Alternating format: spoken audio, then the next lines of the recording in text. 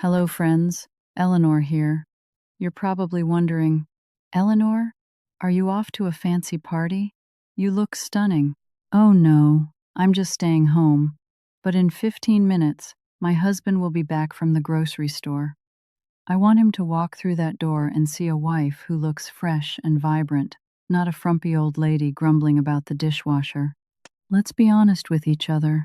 When was the last time you looked at your man and felt butterflies in your stomach?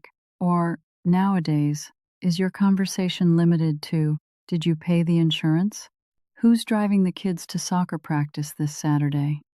What's for dinner? After many years together, we fall into a syndrome that I call the roommate syndrome.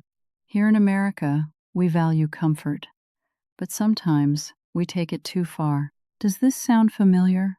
The minute you get home, you toss your nice clothes aside and jump straight into those baggy, gray sweatpants. You put on that oversized college t-shirt with the stretched out neck, and the worst part? You leave the bathroom door wide open while you're brushing your teeth, or even using the toilet, while your husband is standing right there. You think, oh, come on, we've been married for 20 years. There's nothing left to hide. True, there are no secrets left. And that is exactly the problem. Familiarity breeds contempt. When you stop trying, when you allow yourself to look your absolute worst in front of the most important person in your life, you are killing the romance. Being seductive isn't about wearing Victoria's Secret lingerie every night. That's just for the movies. Seduction is about respect. Today, I'm going to show you how to restore that respect, so that your husband doesn't look at you like a roommate he shares a bank account with, but looks at you like a woman. I want you to close your eyes for a second. Think about the icons of the silver screen. Grace Kelly, Audrey Hepburn, Elizabeth Taylor. They were breathtaking, weren't they? But ask yourself, why were they so magnetic? It wasn't just their beauty, it was their mystery. You never saw a paparazzi photo of Grace Kelly sitting on the toilet. You never saw Audrey Hepburn flossing her teeth with her mouth wide open. They understood a fundamental truth that women today have forgotten. Always leave a little something to the imagination. With reality TV and social media, we think sharing everything is intimacy. No, honey. Sharing your deepest fears is intimacy. Sharing your bathroom habits is just gross. So, here is my first and most important rule. If you take nothing else from this video, take this. Close the bathroom door. I don't care if you have been married for 5 months or 50 years. There are things a husband simply does not need to see. He doesn't need to see you shaving your legs in the tub. He doesn't need to watch you plucking stray hairs from your chin. And he certainly, absolutely does not need to be in the room when you are using the toilet. I know.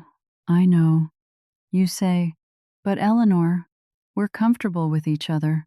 Comfort is good, but too much information kills desire.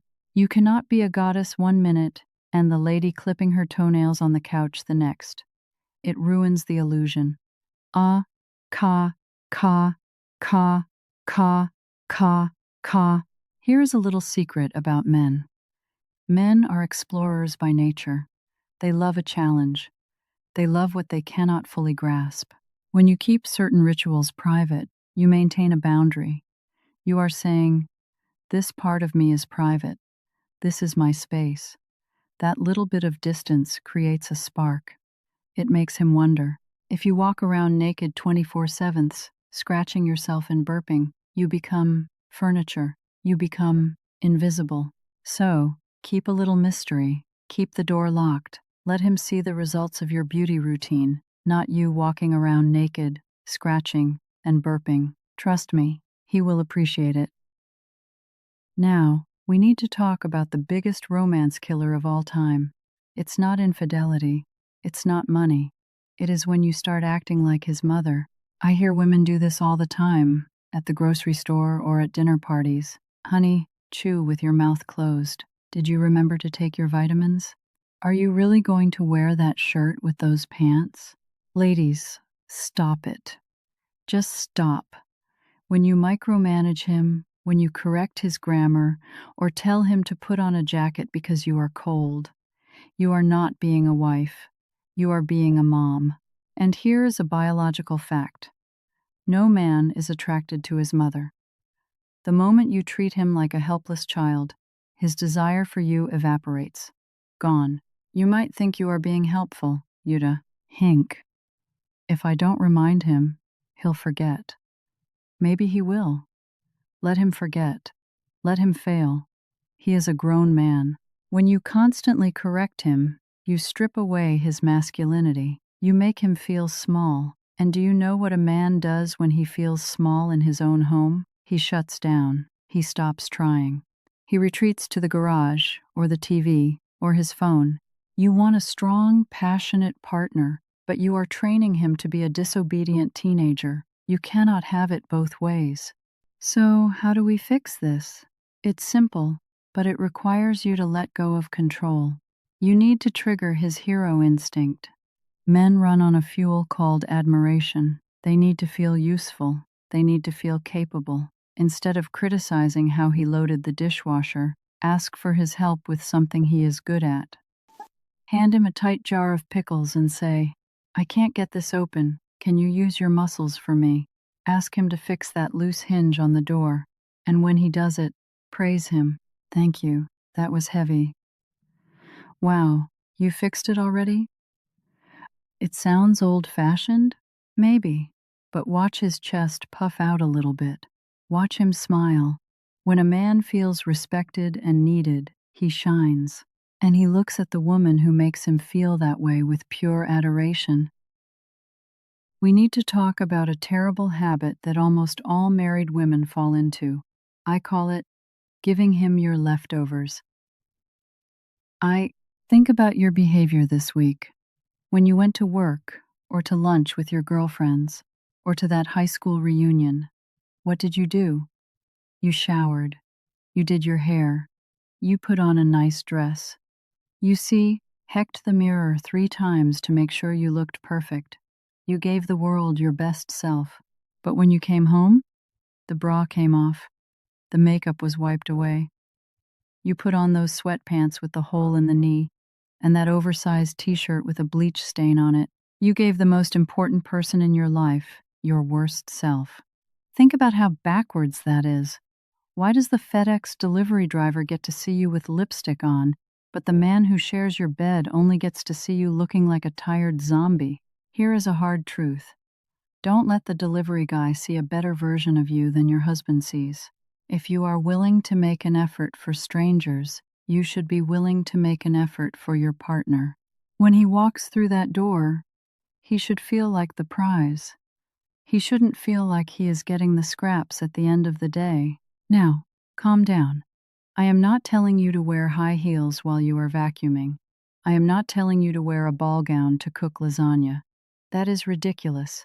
I am talking about dignity. Throw away the ratty t-shirts. Burn the sweatpants with holes in them. Buy yourself some nice, matching loungewear. Maybe a silk robe. Maybe soft cotton pajamas that actually fit you. Brush your hair. Put on a little bit of lip balm. Dab a little perfume behind your ears. Smell good. Look soft. Look touchable. It tells him, I respect you enough to look nice for you. And more importantly, it makes you feel beautiful. And a woman who feels beautiful is a woman who is ready to be loved. There is a strange paradox in love that nobody tells you about. To be close to someone, you have to be apart from them sometimes. Desire needs space to grow, like a fire needs oxygen. If you smother it, it dies. If you are clinging to your husband 24/7, if you are texting him every hour asking, "What are you doing? When will you be home?" you are sucking all the oxygen out of the room.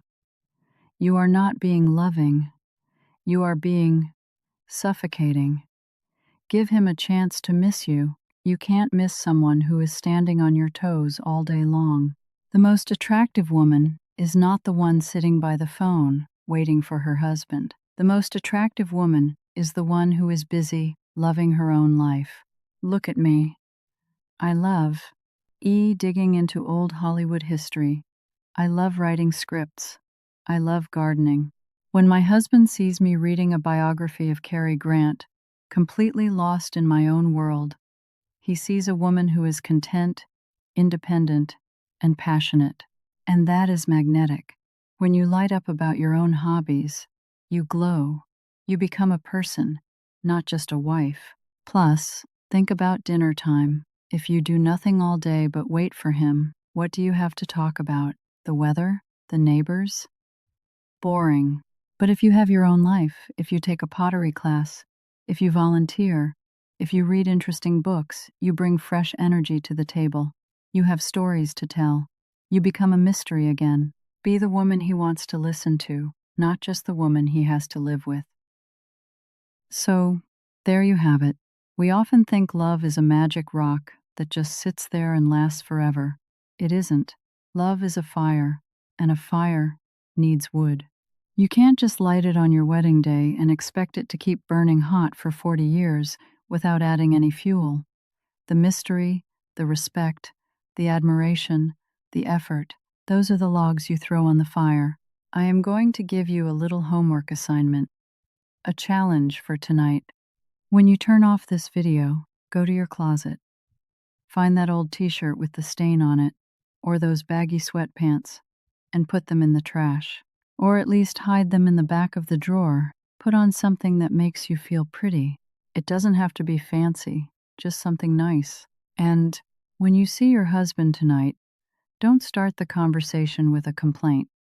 Don't say, "The dog made a mess," or "The sink is leaking." Look him in the eye, really look at him, smile, and tell him something you appreciate about him. Say, "You look handsome today," or "I'm happy you're home."